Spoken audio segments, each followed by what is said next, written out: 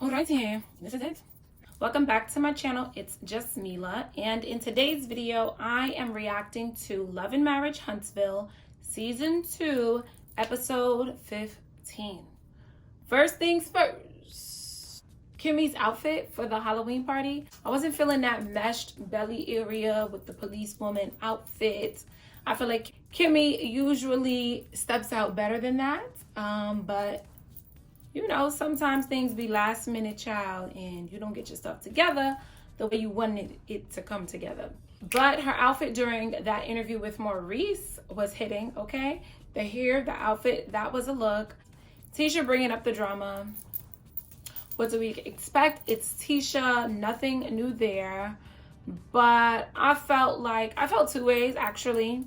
I felt like, don't come at me for dealing with how I dealt with somebody who should not have been at my party in the first place. For Tisha, she felt like from the beginning that Kimmy was disrespectful. And I could totally see Tisha feeling like, you didn't have to greet my mother that way. I also think Tisha needs to check herself, especially because it was a private event. It wasn't like the Halloween party where it's open to the community. That's when you bring your mother. But a private event, that wasn't the time for Tisha to bring her mother. But I can also understand Tisha bringing her mother because she feels like she always brings her mother.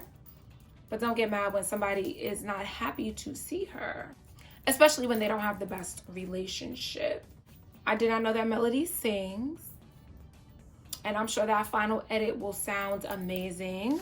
When Melody was speaking to her brother, and she was speaking about Martell's narcissistic ways, and speaking about the emotional abuse, I thought she was right that sometimes you don't realize that what you're dealing with is abusive or unhealthy until you get out of it and you can see everything more clearly, especially if you have been dealing with it for so long. It just feels like normal. When Wanda was having her conversation with Marcel about what happened, I also understood her perspective that something happened outside that Kimmy and the others were not privy to.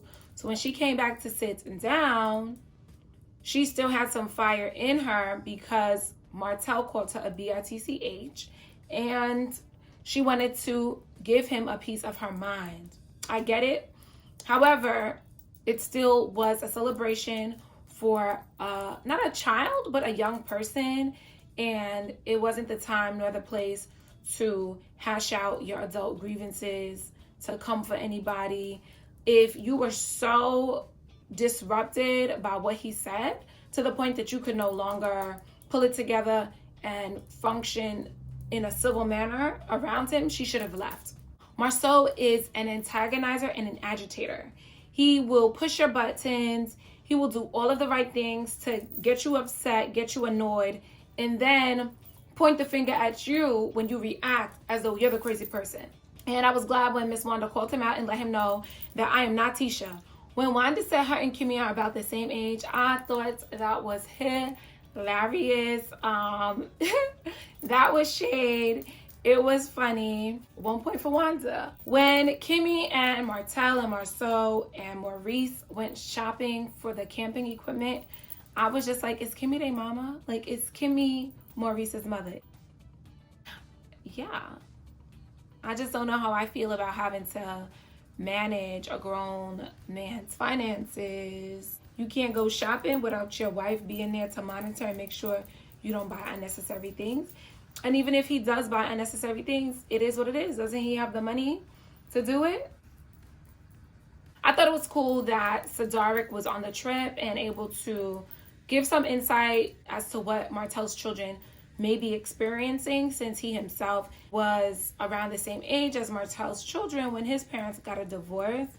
And it does seem like Melody is making space for her children to talk about their feelings. I wanted Marcel to be on the guys trip because I feel like it would have been more entertaining and more fun, because he would have said some outlandish things or challenged Martell. I just wanted him to be there. I thought it was telling that when the men asked Martell what he would change, if anything, that he said nothing initially. And then finally he said, I mean, just the cheating, as though cheating is not a really big thing. You didn't just cheat, you had a whole affair and continued to have an affair where you purchased this woman her car, paid for her apartment, said you would cut it off but didn't. He messed around and fell in love with that woman, and that is the biggest violation of them all. Like, not only did you cheat, but you fell in love and couldn't detach yourself from this woman to save your marriage, to keep your family together. It's just unfortunate, you know. He did not know that he was going down a deep hole when he put his foot in that, okay? He did not know it would go so deep and last so long. But I also didn't understand his logic. So you are dissatisfied. You've communicated that dissatisfaction to your wife. Nothing was done about it. So you cheated. And you cheating, you thought was going to make things better in your marriage? It doesn't make sense. And when Marie said that you have 3 options, you could leave, you could suck it up, or you can cheat. And 2 of those 3 things are the correct thing to do. I just don't like that he continues to try and pull Melody into his mess. He is continuously trying to defame her character by spinning the narrative and telling people over and over again that Melody cheated as well. And it's just a misrepresentation of what actually is going on. You were having an affair for years. Your wife found out. You said it was over. She forgave you and took you back. You all continued to work on your marriage. And then you went back or continued to have the affair with this other woman. So your wife decided, okay, I'm done. We're separated. We're moving towards a divorce. So during your separation, your wife began communicating with someone else. And that is the cheating that you speak of and continue to mention as though it holds any weight next to what you did. Furthermore, her cheating isn't the reason your marriage is in shambles. It's just pitiful, honestly. We do find out that he did have a child outside of the marriage.